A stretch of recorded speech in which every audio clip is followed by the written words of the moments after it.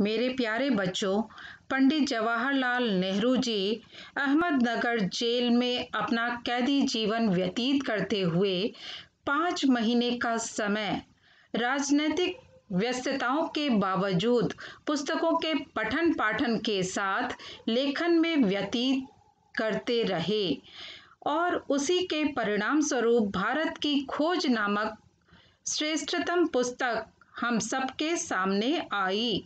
भारत की खोज का छठा अध्याय मैं आपके समक्ष प्रस्तुत करने जा रही हूँ।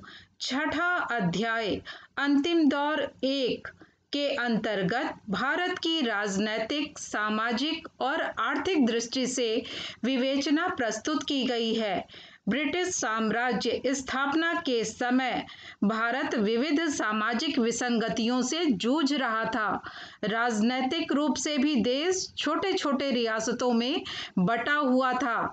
राजा महाराजा आपसी फूट, वैमनस्य और विसंगतियों में डूबे हुए थे।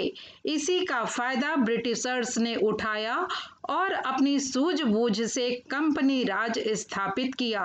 धीरे धीरे वे भारत में अपना पैर जमाते गए और तरह तरह के नियम कानून बनाकर भारतीयों पर लादते गए। अंग्रेजी सत्ता की इन्हीं नीतियों के खिलाफ कुछ जागरूक लोगों ने आवाज उठानी शुरू की। अंग्रेजी सत्ता की कार्यवाहियों के विरुद्ध भारतीयों द्वारा की जाने वाली गतिविधियों का ही वर्णन अंतिम दौर 1 के अंतर्गत किया गया है। अंतिम दौर 1 का उपशीर्षक है भारत राजनीतिक और आर्थिक दृष्टि से पहली बार एक अन्य देश का पुछल्ला बनता है। भारत में अंग्रेजी राज्य की स्थापना उसके लिए एकदम नई घटना थी, जिसकी तुलना किसी और राजनीतिक अथवा आर्थिक परिवर्तन से नहीं की जा सकती थी। भारत पहले भी जीता जा चुका था, लेकिन ऐसे आक्रमणकारियों द्वारा जो उसकी सीमाओं में आकर बस गए और अपने को भारत के जीवन में शामिल कर लिया। उसने अपनी स्वाधीनता कभी नहीं खोई थी और वह कभी गुलाम नहीं बना था। भारत कभी ऐसी राजनीतिक और आर्थिक व्यवस्था में नहीं बंधा था जिसका संचालन केंद्र उसकी धरती से बाहर हो। वह कभी ऐसे शासक वर्ग के अधीन नहीं रहा जो अपने मूल और चरित्र दोनों में स्थायी रूप से विदेशी हो। अर्थात जो भी शासक यहाँ पर शासन करने के लिए आए, वे यहीं आकर बसे और यहीं पर रहते हुए उन्होंने यहाँ का संचालन किया। एकमात्र ब्रिटिश सरकार ऐसी रही जो कि खुद इंग्लैंड में बैठी हुई थी और यहाँ पर अपना शासन चला रही थी। नया पूंजीवाद सारे विश्व में जो बाजार तैयार कर रहा था, उससे हर सूरत में भारत के आर्थिक ढांचे पर प्रभाव पड़ना ही था। लेकिन जो परिवर्तन हुआ वह स्वाभाविक नहीं था और उसने भारतीय समाज के पूरे आर्थिक और संरचनात्मक आधार पर विघटन कर दिया। यह ऐसी व्यवस्था थी जिसका संचालन बाहर से होता था, जो उस पर लाद दी गई थी।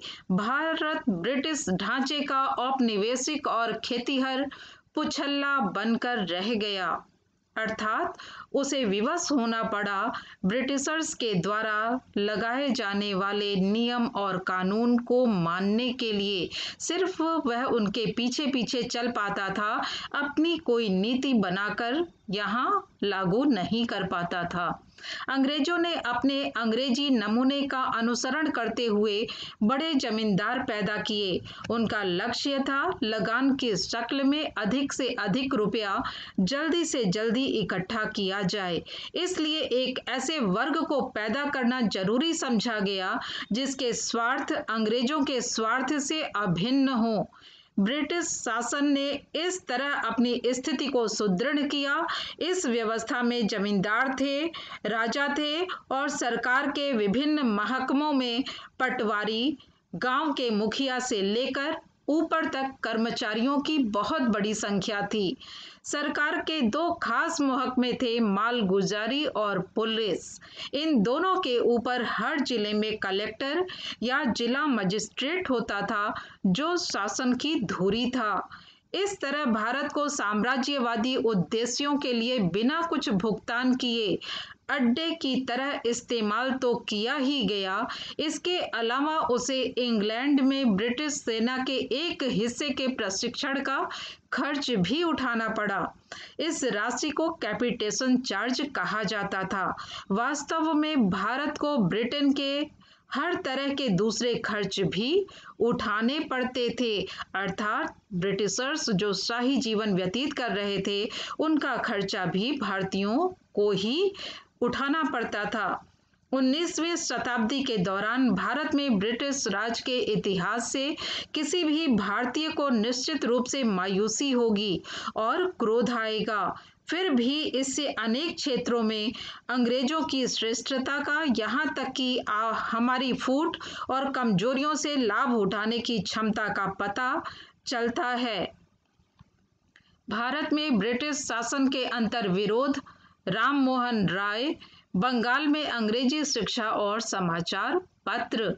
व्यक्तिगत रूप से अंग्रेजों ने, जिनमें शिक्षाविद, प्राच्य शिक्षा विशारद, पत्रकार, मिशनरी और कुछ अन्य लोग थे, पाश्चात्य संस्कृति को भारत लाने में महत्वपूर्ण कार्य किए। अंग्रेजी चिंतन और साहित्य और राजनीतिक परंपरा से भारत को पराजित करने का श्रेय उन योग्य और उत्साही अंग्रेजों को ही है, जिन्होंने अपने चारों ओर उत्साही भारतीय विद्यार्थियों को इकट्ठा कर लिया था। अर्थात अंग्रेज जो भारत पर शासन करने के उद्देश्य से आए थे, पहले उन्होंने एक दल ऐसा बनाया जो उनकी बात अक्षरशः माने। शिक्षा के प्रसार को नापसंद करने के बावजूद खुद ब्रिटिश सरकार को परिस्थितियों से मजबूर होकर अपनी बढ़ती हुई व्यवस्था के लिए क्लर्कों को प्रशिक्षित करके तैयार करने का प्रबंध करना पड़ा। इसीलिए धीरे धीरे शिक्षा का प्रसार होने लगा। यह शिक्षा समिति भी थी और गलत ढंग की भी। फिर भी उसने नए और सक्रिय विचारों की दिशा में दिमाग की खिड़कियां और दरवाजे खोल दिए। धीरे धीरे परिवर्तन होने लगा और आधुनिक चेतना का प्रसार हुआ। यूरोप के विचारों से बहुत सीमित वर्ग प्रभावित हुआ, क्योंकि भारत अपनी दार्शनिक पृष्ठभूमि को पश्चिम की तुलना में बेहतर समझते हुए उससे चिपका रहा। पश्चिम का वास्तविक आघात और प्रभाव तो जीवन के व्यावहारिक पक्ष पर हुआ। नई तकनीक, रेलगाड़ी, छापाखाना, दूसरी मशीनें, युद्ध के अधिक कारगर तरीके, यह सब ऐसी बातें थीं जिनकी उपेक्षा नहीं की जा सकती थी।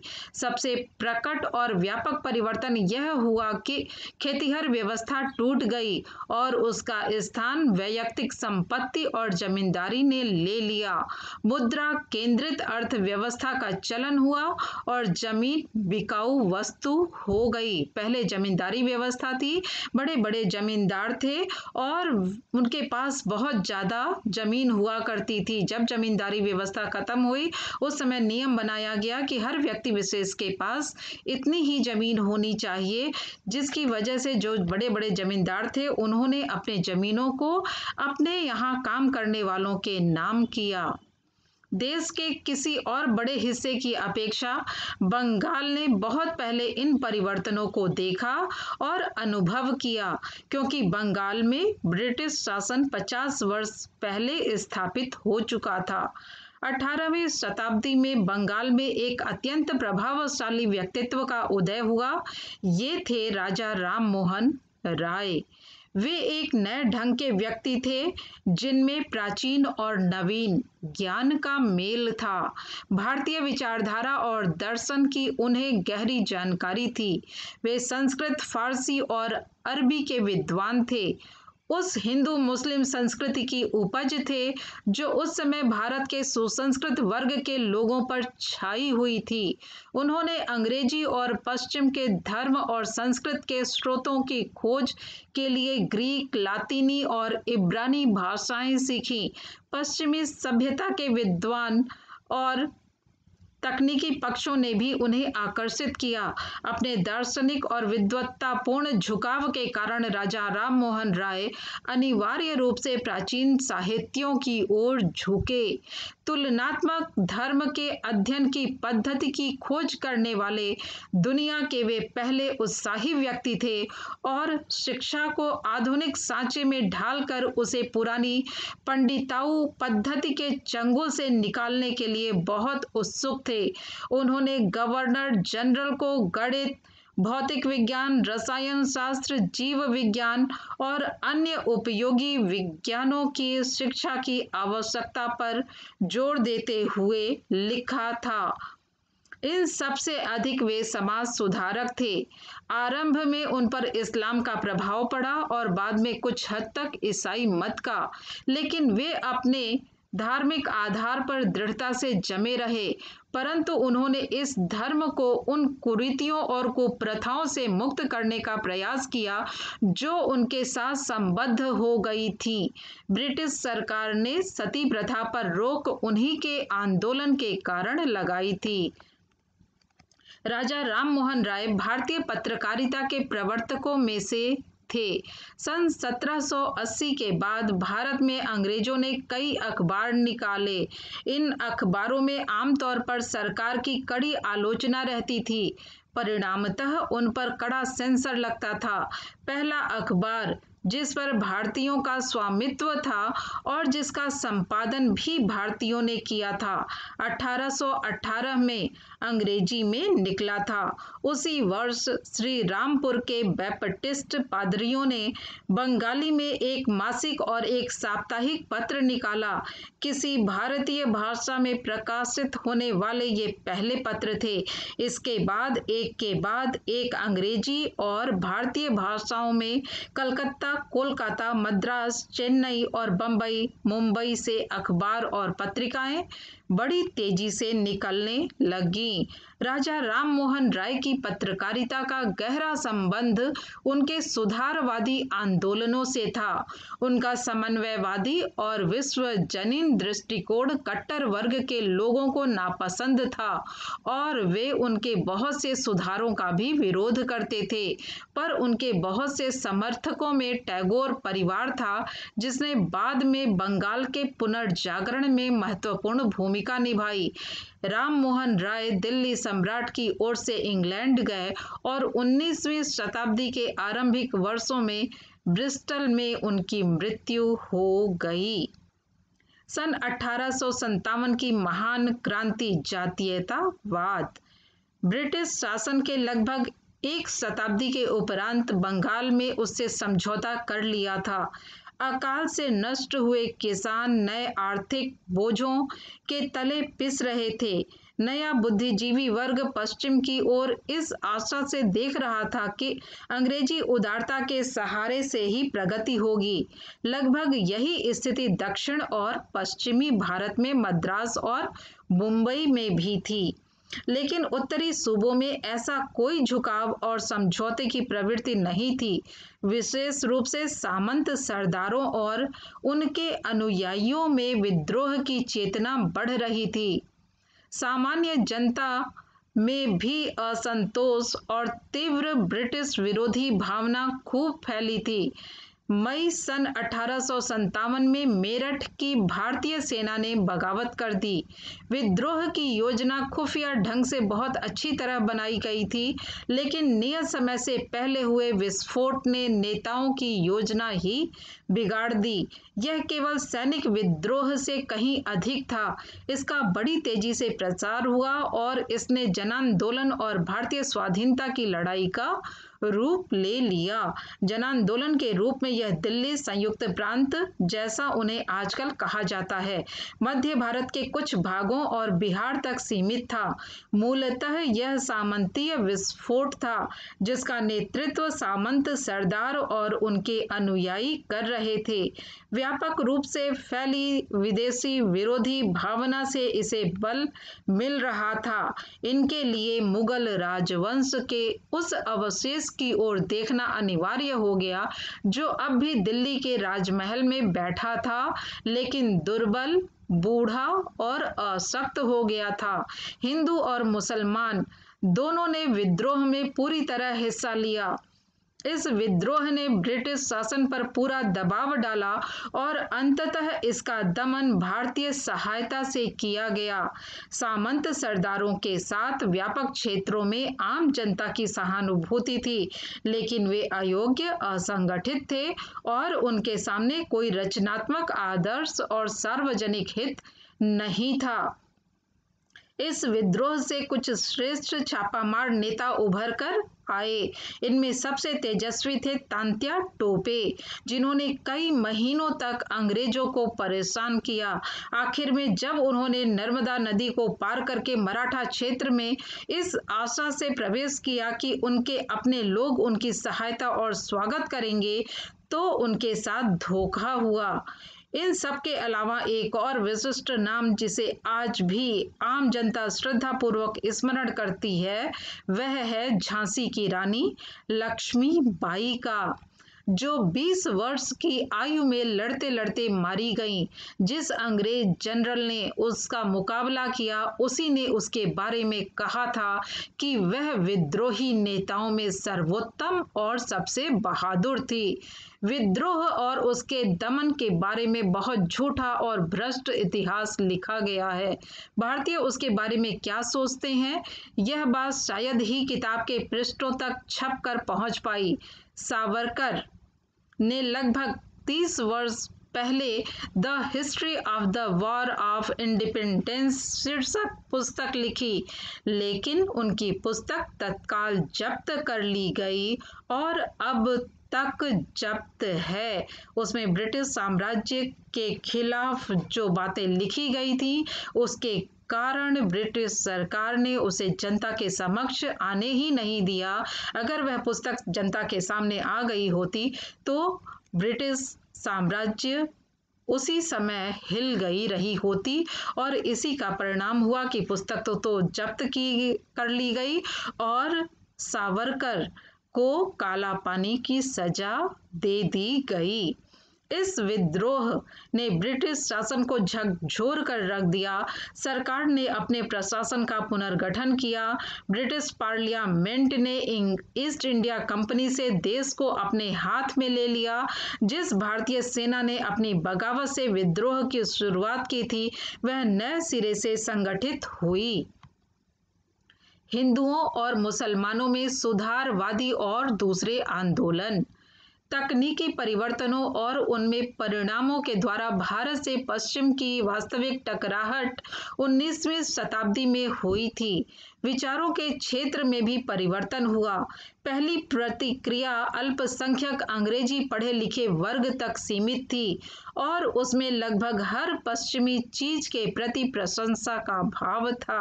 अर्थात धीरे धीरे पश्चिमी चीजों के प्रति मोह भारतीयों के अंदर पैदा किया जा रहा था। हिंदू धर्म के कुछ सामाजिक रीति रिवाजों से खिन्न होकर बहुत से हिंदू ईसाई धर्म की ओर आकर्षित हुए और बंगाल में कुछ प्रसिद्ध व्यक्तियों ने भी धर्म परिवर्तन कर लिया। राजा राममोहन राय ने हिंदू ब्रह्म समाज की स्थापना समाज सुधारवादी आधार पर की। उनके द्वारा केशव चंद ने उसे लगभग ईसाई रूप दे दिया। बंगाल के उभरते हुए मध्य वर्ग पर ब्रह्म समाज का प्रभाव पड़ा, लेकिन धार्मिक आस्था के रूप में वह बहुत कम लोगों तक सीमित रहा। भारत में अन्य स्थानों पर भी ऐसी ही प्रवृत्तियां काम कर रही थीं और हिंदू धर्म के कठोर सामाजिक ढांचे के विरुद्ध असंतोष उभर रहा था। 19वीं शताब्दी के उत्तरार्ध में स्वामी दयानंद सरस्वती ने एक अत्यंत महत्वपूर्ण सुधार आंदोलन की शुरुआत की, लेकिन उसकी जड़ पंजाब के हिंदुओं में जमी। यह आर्य समाज का आंदोलन था और नारा था, वेदों की ओर लौटो। इस नारे का वास्तविक अर्थ था वेदों के समय में आर्य धर्म में होने वाले विकास का निषेध। यह बात महत्वपूर्ण है कि इसका प्रसार मुख्य रूप से पंजाब और संयुक्त प्रदेश के हिंदू मध्य वर्ग में हुआ। एक समय ऐसा आया जब सरकार इसे राजनीतिक दृष्टि से क्रांतिकारी आंदोलन समझती थी। लड़के लड़कियों में समान रूप से शिक्षा के प्रसार में, स्त्रियों की स्थिति का सुधार करने में और दलित जाति के स्तर को ऊंचा उठाने में इसने बहुत अच्छा काम किया। लगभग स्वामी दयानंद के ही समय में बंगाल में एक दूसरे ढंग का व्यक्तित्व सामने आया और नए पढ़े लिखे वर्ग के बहुत लोगों पर उसका प्रभाव पड़ा। वे श्री रामकृष्ण परमहंस थे। वे सीधे साधे विद्वान ही नहीं, धर्म परायण व्यक्ति थे। समाज सुधार में उनकी विशेष रुचि नहीं थी। वे सीधे चैतन्य और भारत के अन्य संतों की परंपरा में आते हैं। वे मुख्यतः धार्मिक थे पर साथ ही बहुत उदार थे। आत्म साक्षात्कार की खोज में वे मुसलमान और ईसाई तत्वज्ञानियों तक से मिले। उनमें से कुछ लोग कुछ समय श्री रामकृष्ण के साथ भी रहे। वे कलकत्ता के निकट दक्षिणेश्वर में बस गए और उनके असाधारण व्यक्तित्व और चरित्र की ओर धीरे धीरे लोगों का ध्यान आकर्षित होने लगा। धार्मिक विश्वास की बुनियाद बातों पर बल देते हुए उन्होंने हिंदू धर्म और दर्शन के विविध पक्षों को आपस में जोड़ा। उन्होंने दूसरे धर्मों को भी अपने क्षेत्र में ले लिया। वे हर तरह की सांप्रदायिकता के विरोधी थे। उन्होंने इस बात पर बल दिया कि सभी मार्ग सत्य की ओर जाते हैं। आधुनिक जीवन के संदर्भ में उन्हें समझना कठिन था, फिर भी वे भारत के बहुरंगी सांचे के अनुरूप थे। बहुत से लोग जिन्होंने उन्हें कभी नहीं देखा उनकी जीवन कथा से प्रभावित हुए। इस वर्ग में रोमिया रोला थे, जिन्होंने उनकी और उनके मुख्य शिष्य विवेकानंद की जीवनी लिखी। विवेकानंद ने अपने गुरु भाइयों के सहयोग से रामकृष्ण मिशन की स्थापना की, जिसमें सांप्रदायिकता नहीं थी। विवेकानंद के पास अतीत का आधार था और उन्हें भारत की विरासत पर गर्व था। फिर भी जीवन की समस्याओं के प्रति उनका दृष्टिकोण आधुनिक था और वे भारत के अतीत और वर्तमान के बीच एक तरह के सेतु थे। वे बंगला और अंग्रेजी के ओजस्वी वक्ता थे और बंगला गद्य और ललित कविता के लेखक थे। वे सुंदर व्यक्तित्व के धनी थे, रोबीले, शालीन और गरिमावान थे। उन्हें अपने और अपने मिशन पर भरोसा था। उनमें भारत को और आगे बढ़ाने की गहरी लगन थी।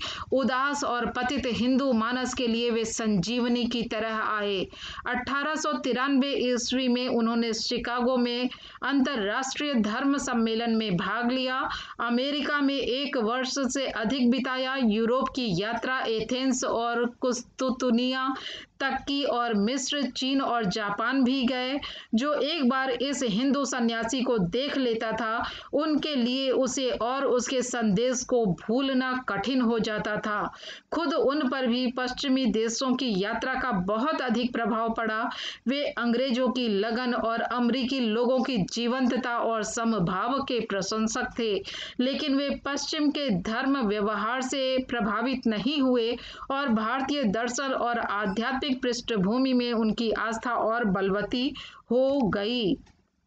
उन्होंने वेदांत के अद्वैत दर्शन के एकेश्वरवाद का उपदेश दिया। उन्हें विश्वास था कि विचारशील मानवता के भविष्य के लिए यही एकमात्र धर्म हो सकता है। उनके अनुसार वर्ण व्यवस्था एक तरह की सामाजिक व्यवस्था है जो धर्म से अलग थी और अलग ही रहनी चाहिए। सामाजिक संगठनों को समय के परिवर्तन के साथ बदलना चाहिए। विवेकानंद ने कर्म कांड के निरर्थक तात्विक विवेचनों और तर्कों की घोर निंदा की, विशेषकर ऊंची जाति की छुआछूत की। विवेकानंद ने बहुत सी बातें कही, लेकिन जिस एक बात के बारे में उन्होंने अपने लेखन और भाषणों में बराबर लिखा वह थी अभय, निडर रहो। उनके अनुसार अगर दुनिया में कोई पाप है तो वह दुर्बलता है। हर तरह की दुर्बलता से बचो। दुर्बलता पाप है, दुर्बलता मृत्यु है।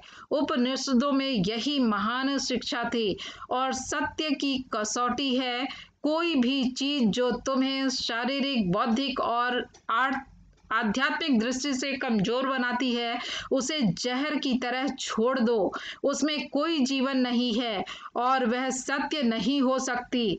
सत्य मजबूत बनाता है, सत्य पवित्रता है, सर्व ज्ञान है। अंधविश्वासों से सावधान रहो।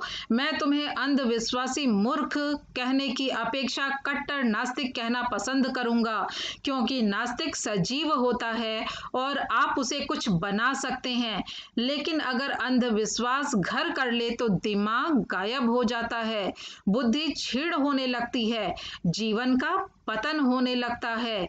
इस तरह से हमें अंधविश्वासी नहीं होना चाहिए, हमें प्रगतिशील होना चाहिए। नई बातों को अपनाने में, उसको समझ करके ग्रहण करने में ही भलाई होती है। इसलिए विवेकानंद ने भारत के दक्षिणी छोर में कन्याकुमारी से लेकर हिमालय तक गर्जना की। इस प्रक्रिया में उन्होंने अपने आप को खपा दिया। सन 1902 में 39 वर्ष की आयु में ही उनकी मृत्यु हो गई। विवेकानंद के ही समकालीन थे रविंद्रनाथ टैगोर, किंतु वे बाद की पीढ़ी के थे। टैगोर परिवार ने 19वीं शताब्दी के दौरान बंगाल के विभिन्न सुधारवादी आंदोलनों में आगे बढ़कर भाग लिया था। उस परिवार में आध्यात्मिक दृष्टि से ऊंचे लोग थे, श्रेष्ठ लेखक और कलाकार थे, पर रविंद्रनाथ का स्थान इन सबसे ऊंचा था और पूरे भारत में क्रमशः उनकी स्थिति ऐसी हो गई कि कोई उनकी बराबरी नहीं कर सकता था। वे राजनीतिज्ञ नहीं थे, किंतु वे इतने संवेदनशील और भारतीय जनता की स्वाधीनता के प्रति इतने समर्पित थे कि जब भी कोई बात उनसे बर्दाश्त नहीं होती थी, वे बाहर निकलते थे और ब्रिटिश सरकार या अपने लोगों को चेतावनी देते थे। 20वीं सदी के पहले दशक में बंगाल में व्याप्त स्वदेशी आंदोलन में उन्होंने भाग लिया और अमृतसर के हत्याकांड के समय उन्होंने सर का खिताब लौटा दिया। शिक्षा के क्षेत्र में उन्होंने जो रचनात्मक कार्य खामोशी से आरंभ किया था, उसने शांति निकेतन को भारतीय संस्कृति का प्रधान केंद्र बना दिया। भारतीय मानस पर उसका प्रभाव विशेषकर एक के बाद एक आने वाली नई पीढ़ियों पर बेहद रहा। वे भारत के सर्वोत्तम अंतर्राष्ट्रीयतावादी थे। अंतर्राष्ट्रीय सहयोग में विश्वास और उसके लिए काम करने के कारण वे भारत के संदेश को दूसरे देशों में ले जाते रहे और उनके संदेश अपने लोगों के लिए लाते रहे। फिर भी उनके पैर दृढ़तापूर्वक भारत की धरती पर जमे हुए थे और उनका मस्तिष्क उपनिषदों के ज्ञान से ओतप्रोत था। घोर व्यक्तित्ववादी होने के बावजूद वे रूसी क्रांति की महान उपलब्धियों के प्रशंसक थे। विशेषकर शिक्षा के प्रसार, संस्कृति, स्वास्थ्य और समानता की चेतना के टैगोर ने भारत की उसी तरह बहुत अधिक सेवा की जैसे कि एक दूसरे स्तर पर गांधी ने की थी। अर्थात उन्होंने लोगों को एक सीमा तक इस बात के लिए विवश किया कि वे अपने विचारों के संकीर्ण घेरे से बाहर निकलकर मानवता को प्रभावित करने वाले व्यापक प्रश्न पर ध्यान दें। टैगोर भारत के सबसे बड़े मानवतावादी थे। 20वीं शताब्दी के पूर्वार्ध में टैगोर और गांधी निस्संदेह भारत के दो विशिष्ट और प्रभावशाली व्यक्तित्व थे। उनकी समानताओं और विषमताओं की तुलना से हम बहुत कुछ सीख सकते हैं। कोई दो व्यक्ति अपनी बनावट और मिजाज में एक दूसरे से इतने भिन्न नहीं हो सकते। टैगोर संभ्रांत कलाकार थे जो सर्वहारा के प्रति सहानुभूति के लिए लोकतंत्रवादी हो गए थे। गांधी जो विशेष रूप से जनता के आदमी थे, भारतीय किसान का साकार रूप थे और भारत की दूसरी प्राचीन परंपरा का प्रतिनिधित्व करते थे। यह परंपरा संन्यास और त्याग की परंपरा थी। टैगोर मूलतः विचारक थे और गांधी अनवरत कर्मठता के प्रतीक थे। दोनों की अपने अपने ढंग की विश्व दृष्टि थी और इसके साथ ही दोनों पूरी तरह भारतीय थे। वे दोनों भारत के अलग अलग पक्षों का प्रतिनिधित्व करते थे जो एक दूसरे के पूरक थे। अपनी आध्यात्मिक और राष्ट्रीय विरासत में हिंदू मध्य वर्ग की आस्था को बढ़ाने में श्रीमती एनी बेसेंट का जबरदस्त प्रभाव पड़ा। किया। इन सब में एक आध्यात्मिक और धार्मिक तत्व था, लेकिन साथ ही उसके पीछे सुदृढ़ राजनीतिक पृष्ठभूमि भी थी। उदीयमान मध्य वर्ग का झुकाव राजनीतिक था और वह किसी धर्म की तलाश में नहीं था। उसे पकड़ने के लिए सांस्कृतिक आधार चाहिए था। कुछ ऐसा ही उनमें आत्मविश्वास पैदा करता और उस नैराश्य और अपमान के बोध को कम करता जो उनके भीतर विदेशी जीत और शासन ने पैदा कर दिया था। हर देश में राष्ट्रीयता के विकास के साथ धर्म के अलावा यह तलाश अपने अतीत की ओर जाने की प्रवृत्ति होती है। भारत का अतीत अपनी संपूर्ण सांस्कृतिक विविधता और महानता के साथ सब भारतीयों की साझी विरासत है। हिंदुओं, मुसलमानों, ईसाइयों तथा अन्य लोगों की भी और उन्हीं के पूर्वजों ने इसके निर्माण में सहयोग दिया था। बाद में दूसरे मतों में धर्म परिवर्तन कर लेने के कारण वे इस विरासत से वंचित नहीं हो जाते। प्राचीन दर्शन और साहित्य, कला और इतिहास में कुछ सांत्वना दी। राम मोहन राय, दयानंद, विवेकानंद और अन्य लोगों ने नए विचार धारात्मक आंदोलन चलाए। एक और उन्होंने अंग्रेजी साहित्य की समृद्ध साहित्य धारा से रसपान किया, वहीं दूसरी ओर उनका मानस भारत के प्राचीन मनुष्यों और शूरवीरों के विचारों और कार्यों से और उन पुरा गाथाओं और परंपराओं से भरा था जिन्हें उन्होंने अपने बचपन से आत्मसात किया था। इसमें से बहुत सी बातें मुसलमान जनता में भी समान रूप से प्रचलित थीं। वे लोग परंपराओं से भली भांति परिचित थे, लेकिन धीरे धीरे विशेष रूप से उच्च वर्ग के मुसलमानों के द्वारा यह महसूस किया जाने लगा कि उनके लिए इन अर्ध धार्मिक परंपराओं से जुड़ना बहुत मुनासिब नहीं होगा। इन परंपराओं को बढ़ावा देना इस्लाम की भावना के विरुद्ध होगा। उन्होंने अपनी कौमी बुनियाद दूसरी जगह तलाश की। कुछ हद तक उन्होंने उसे भारत के अफगान और मुगल युग में पाया, लेकिन उससे खाली जगह पूरी तरह नहीं भर पाई। गदर के बाद भारत के मुसलमान इस असमंजस में थे कि वे किस ओर मुड़ें। ब्रिटिश सरकार ने जानबूझकर हिंदुओं की तुलना में उनका दमन कहीं अधिक किया और इस दमन का प्रभाव विशेष रूप से उस मुसलमान पर पड़ा जिनसे नया मध्य वर्ग या बुजुर्गा वर्ग पैदा होता है। बुजुर्गा वर्ग मजदूर वर्ग को कहते हैं। सन 1870 के बाद उनके प्रति ब्रिटिश नीति में धीरे धीरे परिवर्तन हुआ और वह उनके अधिक अनुकूल हो गई। इस परिवर्तन का विशेष कारण ब्रिटिश सरकार की संतुलन की नीति थी। फिर भी इस प्रक्रिया में सर सैयद अहमद खां की महत्वपूर्ण भूमिका रही। उन्हें इस बात का भरोसा था कि वे ब्रिटिश सत्ता से सहयोग करके ही मुसलमानों को ऊपर उठा सकते हैं। वे इस बात के लिए बहुत उत्सुक थे कि लोग अंग्रेजी शिक्षा को स्वीकार कर लें। उन्होंने यूरोपीय सभ्यता को जिस रूप में देखा था उसका उन पर गहरा प्रभाव था। वास्तव में यूरोप से लिखे उनके कुछ पत्रों से जाहिर होता है कि वे इतने चकाचौंध थे कि उनका संतुलन डगमगा सा गया था। सर सैयद उत्साही सुधारक थे और वे आधुनिक वैज्ञानिक विचारों के साथ इस्लाम का मेल बिठाना चाहते थे। वे नए ढंग की शिक्षा को बढ़ावा देना चाहते थे। राष्ट्रीय आंदोलन के आरंभ से वे भयभीत हुए, क्योंकि उनका विचार था कि ब्रिटिश अधिकारियों का किसी भी तरह का विरोध करने के कारण उन्हें अपने शैक्षिक कार्यक्रम में उनकी सहायता नहीं मिलेगी। उन्हें यह सहायता जरूरी मालूम होती थी। इसीलिए उन्होंने मुसलमानों में ब्रिटिश विरोधी भावना को कम करने की कोशिश की और उन्हें नेशनल कांग्रेस से, जो उस समय आकार ले रही थी, हटाने की कोशिश की। उन्होंने जिस अलीगढ़ कॉलेज की स्थापना की उसका एक घोषित उद्देश्य था भारत के मुसलमानों को ब्रिटिश ताज की योग्य और उपयोगी प्रजा बनाना। वे नेशनल कांग्रेस का विरोध इसलिए नहीं करते थे कि वे उसे विशेष रूप से हिंदू संगठन समझते थे। उन्होंने उसका विरोध इसलिए किया क्योंकि वे अंग्रेजों की सहायता और सहयोग चाहते थे। उन्होंने यह दिखाने की कोशिश की कि कुल मिलाकर मुसलमानों ने गदर में हिस्सा नहीं लिया और वे ब्रिटिश सत्ता के प्रति वफादार रहे। वे किसी रूप में हिंदू विरोधी या सांप्रदायिक दृष्टि से अलगाववादी नहीं थे। उन्होंने कहा, याद रखो, हिंदू और मुसलमान ये शब्द सिर्फ धार्मिक अंतर बताने के लिए हैं, वरना सब लोग, चाहे वे हिंदू हों या मुसलमान, यहाँ तक कि ईसाई भी, जो इस देश में रहते हैं, इस दृष्टि से सब एक ही राष्ट्र के लोग हैं। सर सैयद अहमद खां का प्रभाव मुसलमानों में उच्च वर्ग के कुछ लोगों तक ही सीमित था। उन्होंने शहरी या देहाती आम जनता से संपर्क नहीं चाहते थे।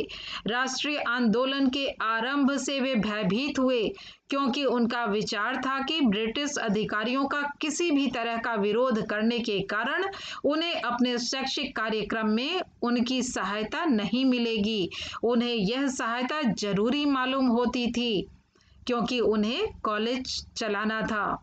इसीलिए उन्होंने मुसलमानों में ब्रिटिश विरोधी भावना को कम करने की कोशिश की और उन्हें नेशनल कांग्रेस से, जो उस समय आकार ले रही थी, हटाने की कोशिश की। उन्होंने जिस अलीगढ़ कॉलेज की स्थापना की, उसका एक घोषित उद्देश्य था भारत के मुसलमानों को ब्रिटिश ताज के योग्य और उपयोगी प्रजा बनाना। वे नेशनल कांग्रेस का विरोध इसलिए नहीं करते थे कि वे उसे विशेष रूप से हिंदू संगठन समझते थे। उन्होंने उसका विरोध इसलिए किया क्योंकि वे अंग्रेजों की सहायता और सहयोग चाहते थे। उन्होंने यह दिखाने की कोशिश की कि कुल मिलाकर मुसलमानों ने गदर में हिस्सा नहीं लिया और वे ब्रिटिश सत्ता के प्रति वफादार रहे। वे किसी रूप में हिंदू विरोधी या सांप्रदायिक दृष्टि से अलगाववादी नहीं थे।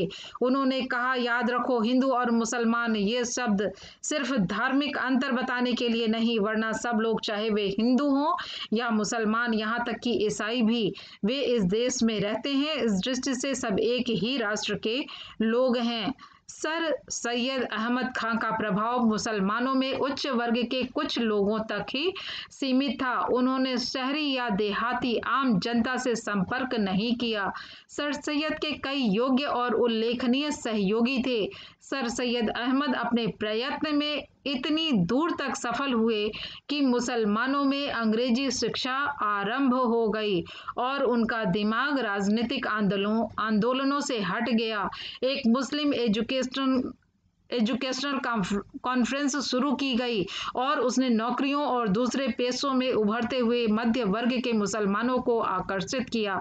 यह बात ध्यान देने की है कि गदर के बाद के समय में भारतीय मुसलमानों में जितने विशिष्ट लोग थे, जिनमें सर सैयद भी शामिल थे, सभी ने पुरानी परंपरागत शिक्षा पाई थी। हाँ, उनमें से कुछ लोगों ने बाद में अंग्रेजी का ज्ञान हासिल कर लिया। नई पश्चिमी शिक्षा ने तब भी उनके बीच कोई उल्लेखनीय व्यक्तित्व पैदा नहीं किया। वर्ष 1912 भारत में मुस्लिम दिमाग के विकास की दृष्टि से उल्लेखनीय है। उस साल 2 नए साप्ताहिक निकलने शुरू हुए, उर्दू में अल हिलाल और अंग्रेजी में द कॉमरेड। अल हिलाल का आरंभ अबुल कलाम आजाद, कांग्रेस के वर्तमान सभापति, ने किया।